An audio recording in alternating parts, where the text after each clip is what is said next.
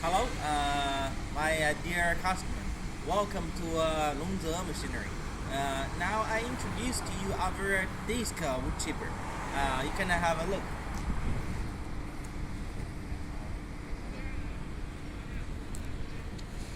The disc blade wood chipping machine.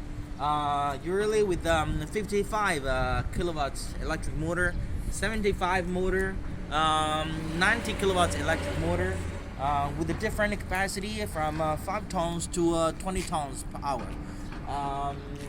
Also we have the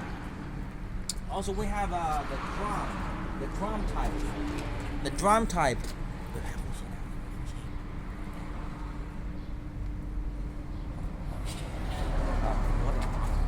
Also, we have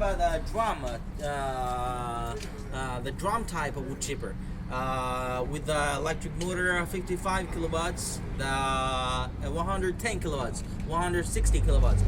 Different capacity for the crushing the wood logs with the wood veneer. The wood root for different raw materials can crush the material to wood chips. The wood chips usually suitable for the paper pulp factory. Also, we have the big type, the crusher, big type crusher. OK，好了。